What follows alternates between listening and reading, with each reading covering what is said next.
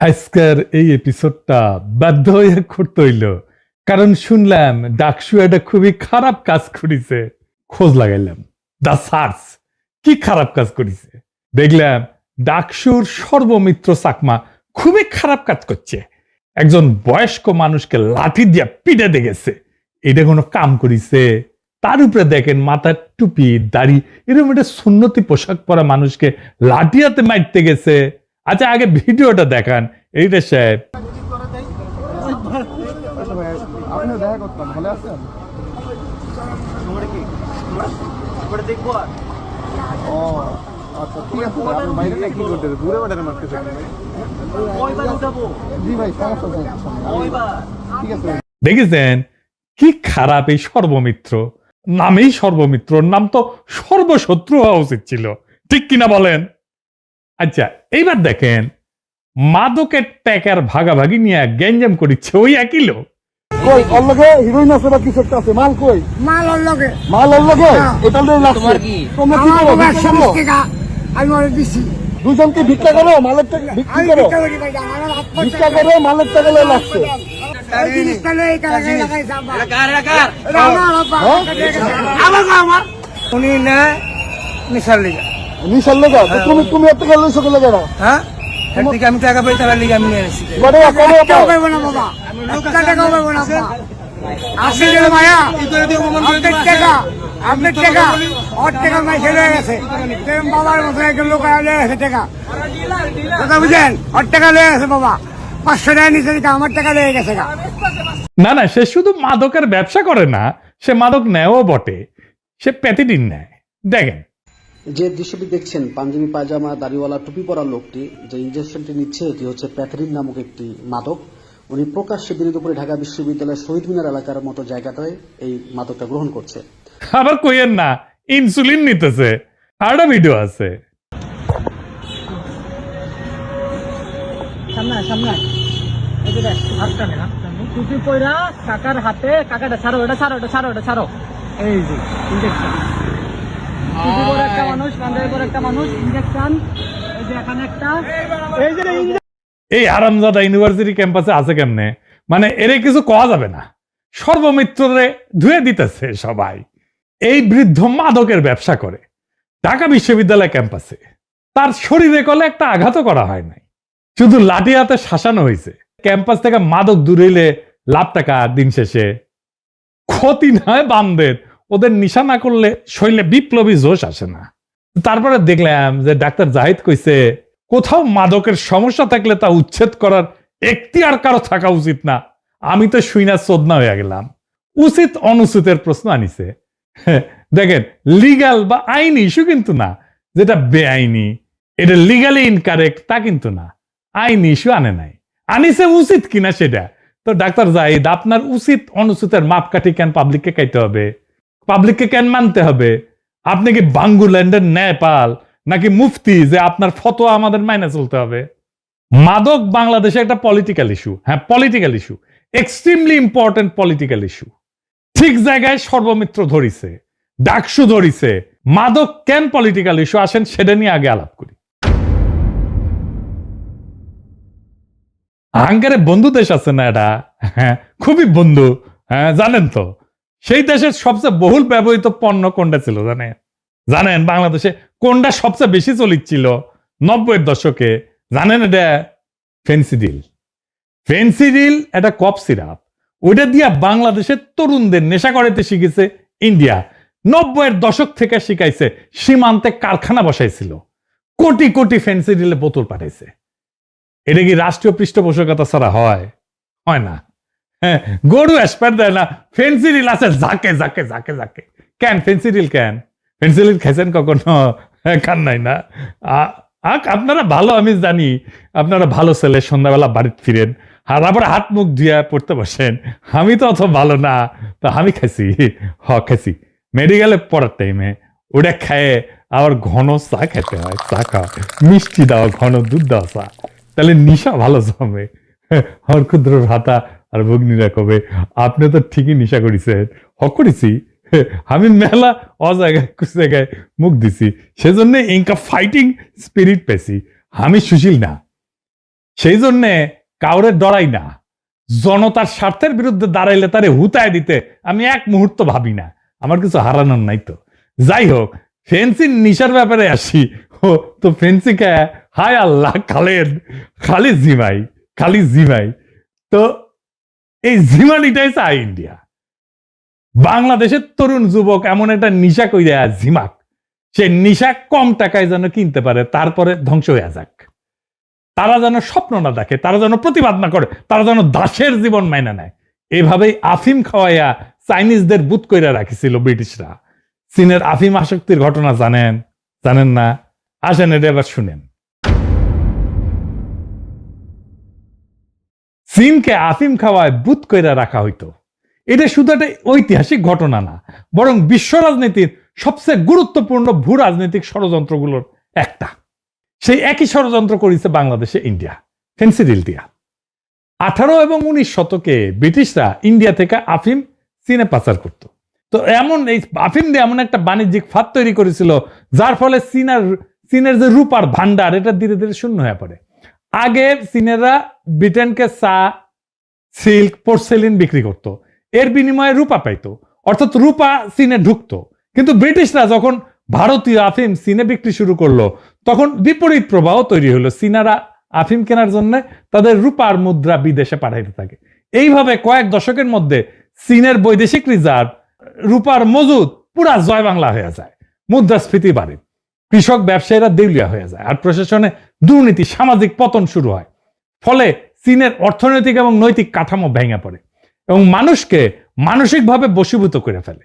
যখন চীনের সম্রাট এই মাদক বাণিজ্য বন্ধ করতে চায়, তখন ব্রিটেন বাণিজ্যের স্বাধীনতার অজুহাতে যুদ্ধ চাপায়, যা ইতিহাসে আফিমের যুদ্ধ নামে পরিচিত। এতে চীনকে হংকং ছাড়তে হয়। চীনের হংকং এর যে মালিকানা ছিল সেটা ছাড়তে হয়। অনেকদিন কিন্তু এটা ব্রিটিশ শাসনে ছিল, কিছুদিন আগে ছেড়ে দিচ্ছে। এটা বন্দর খুলে দিতে হয়, এমনকি মাদক ব্যবসাকে বৈধ করতে হয়। এই আফিম নীতি ছিল এক ধরনের উপনিবেশ, যেখানে বন্দুক না, আসক্তি ছিল অস্ত্র। চীনারা আজও ওই সময়কে এক শতাব্দীর অপমান বলে মনে রাখে এবং তাদের বর্তমান রাষ্ট্রীয় নীতি গড়ে উঠছে এই প্রতিজ্ঞায়, আর কখনো আমাদের জাতিকে আফিম খাওয়ায় ঘুম পাড়ানো যাবে না। বুঝেছেন? এই মাদক একটা সিম্পল জিনিস না, এটা জিও পলিটিক্যাল একটা ইস্যু। বর্তমান দুনিয়ায় মাদকই হয়ে ওঠে অপরাধ, সন্ত্রাস, অস্ত্রের একটা উৎস। এইটারে বামেরা গ্লোরিফাই করে, কেমন জাউরা দেখেছেন? এই মাদকের ব্যবসার আস্তানা উৎখাত করা এক দেশপ্রেমিক বৈপ্লবিক কর্তব্য। এখন প্রশ্ন হইতেছে, এইভাবে সর্বমিত্ররা আস্তানা মাদকের ভাঙতে পারে কিনা? ডাক্তার জায়েদ যে কইছে না, কোথাও মাদকের আস্তানা থাকলে তা উচ্ছেদ করার এখতিয়ার কারো থাকা উচিত না। এইটা আপাতভাবে আইনের শাসন রক্ষার যুক্তি মনে হইলেও বাস্তবে এটা একটা বিপজ্জনক সামাজিক নিষ্ক্রিয়তাকে উৎসাহ দেওয়া হয়। মাদক কিন্তু কোনো ব্যক্তিগত অপরাধ না, এটা এক ধরনের সামাজিক সংক্রমণ। যেখানে একটা এলাকায় মাদকের আস্তানা তৈরি হয়, সেখানে অল্প সময় স্কুল পড়ুয়া থেকে শুরু করে রিক্সা চালক সবাই জড়ায় পড়ে। তাই মাদকের প্রতিরোধ শুধু পুলিশের কাজ না, পুলিশ এটা পারবেও না একা, সমাজকে আগায় আসতে হয়। তার মানে নাগরিক প্রতিবাদ, সামাজিক বয়কট, প্রকাশ্যে চিহ্নিতকরণ, এই সমস্ত আইনি না, এই সমস্ত পদক্ষেপ এবং সামাজিক উপায় কিন্তু কার্যকর। এখন যদি কেউ বলে উচ্ছেদ কারো এখতিয়ার না, তাহলে পরোক্ষভাবে সে বলতেছে যতক্ষণ আইন না আসে ততক্ষণ সমাজ চুপ থাকবে। কিন্তু ইতিহাস বলছে নীরব সমাজই মাদক ব্যবসার প্রধান আশ্রয়দাতা হয়ে দাঁড়ায়। এইটাই করতে চাইতেছে ডাক্তার জাহিদেরা। তাই মাদক বিরোধী সংগ্রাম কেবল রাষ্ট্রের না, পুলিশের না, সমাজেরও দায়িত্ব। আইনি পদক্ষেপের আগে সামাজিক প্রতিবাদী আসল প্রতিরোধের দেয়াল গড়ে তোলে। আর সমাজ যদি নীরব থাকে, তাহলে আইনেরও কিছু করার থাকে না। আমরা আমেরিকার উদাহরণ দেখতে পারি। আমাদের আমেরিকার উদাহরণ দেখলে সুশীলেরা তখন একটু নইরা চইরা বসে আর কি, আমেরিকার যেহেতু হয়েছে তাহলে ঠিকই হয়েছে, তাই না? এটা মার্কিন রিপোর্ট, এটাতে দেখা গেছে যে CRDA এই নামের একটা উদ্যোগে 10টা শহরের স্থানীয় নাভাল সামাজিক সংগঠন, চার্চ, হাউজিং কর্তৃপক্ষ এবং পুলিশ একসঙ্গে কাজ করছে। মাদকের সমস্যায় আক্রান্ত এলাকায় প্রতিবেশীরা সক্রিয় হয়ে মাদকের আস্তানা চিহ্নিত করছে এবং রিপোর্ট করছে, নিয়মিত সমিতির মিটিং করছে এবং সামাজিক রেসপন্স কমিটি গঠন করছে। এই ধরনের সামাজিক অংশগ্রহণের ফলে শুধু আইন প্রয়োগ না, নাগরিক শক্তিও বাড়ছে। মাদকের যেটা আস্তানা, এইটা আসলে একটা সামাজিক বিভাজনের চিহ্ন। মানে এটা বুঝতে অসুবিধা হইতেছে সামাজিক বিভাজনের চিহ্নটা কি। এই কথাটা কিন্তু দার্শনিকভাবে অত্যন্ত গুরুত্বপূর্ণ, কারণ এই কথাটাই বলে যে মাদক কেবল একটা অপরাধ না, বরং সমাজের গঠন এবং তার ভাঙনের একটা গভীর সংকেত দেয়। এই বিষয়টা আরেকটু বিস্তারিত ব্যাখ্যা করি। প্রথমে এটা সমাজ বিজ্ঞানের ব্যাখ্যা। আস্তানা মানে হচ্ছে সামাজিক বিচ্ছিন্নতা। একটা মাদকের আস্তানা আসলে কেবল একটা জায়গা না, এটা সমাজ থেকে বিচ্ছিন্ন মানুষের একটা মিলনস্থল, যেখানে মানুষ আসে অর্থনৈতিক হতাশা থেকে, সামাজিক অবমূল্যায়ন থেকে, বেকারত্ব থেকে অথবা পরিচয়ের সংকট থেকে পালাইতে। অর্থাৎ সমাজের যে মূল ধারা এর ভেতরে যারা স্থান পায় না, তারা ধীরে ধীরে ধীরে ধীরে আস্তানা নামের একটা সমান্তরাল সমাজে প্রবেশ করে। এভাবেই মাদক আস্তানা আসলে একটা নতুন সামাজিক শ্রেণীর জন্ম দেয়, যেখানে মানুষের নাগরিক না, বরং সমাজের মধ্যে যারা অন্তর্ভুক্ত হইতে পারে না তাদের একটা অস্তিত্ব হইয়া দাঁড়ায়। ব্রাজিলে রিও ডি জেনেরোতে এখানে ক্র্যাকোল্যান্ডিয়া এই নামে একটা এলাকা আছে। সেখানে মাদক শুধু আসক্তি না, বরং গরিব বঞ্চিত মানুষের অর্থনৈতিক এবং সামাজিক অবদমন এইটাই প্রতিফলিত করে। গরিব এবং বঞ্চিত মানুষের যারা অর্থনৈতিক এবং সামাজিকভাবে বিচ্ছিন্ন, তাদের একটা আস্তানা হয়ে দাঁড়ায়। বাংলাদেশের বস্তি বা পুরান ঢাকার গলি, এই মাদকের ঘরগুলো এইভাবেই বেকার তরুণ, শ্রমিক, যৌনকর্মী, সমাজচ্যুত মানুষের বিকল্প সমাজ তৈরি করে, যেখানে রাষ্ট্রের কোনো উপস্থিতি নাই, কেবল অর্থনৈতিক অনিশ্চয়তা এবং সামাজিক ভাঙনের চিত্র আছে। সমাজ বিজ্ঞানী লোইক ওয়াকা উনি বলছিলেন, মাদকের আস্তানা সামাজিক পতনের কারণ না, বরং এইটা সমাজ যাদেরকে ত্যাগ করছে তাদেরই একটা প্রকাশ। এই জায়গায় আস্তানাগুলোতে, মাদকের আস্তানা, রাষ্ট্র অনুপস্থিত হয়ে যায়, সমাজ অনুপস্থিত হয়ে যায়। একটা রাষ্ট্রের দায়িত্ব হলো নাগরিকদের নিরাপত্তা, সুযোগ, মর্যাদা এগুলো নিশ্চিত করা। তাই রাষ্ট্র যখন এই কাজগুলো থেকে সরে দাঁড়ায়, তখন এই শূন্য স্থান পূরণ করে অবৈধ শক্তি, মাদক ব্যবসায়ী, স্থানীয় দখলদার, প্রভাবশালী গোষ্ঠী।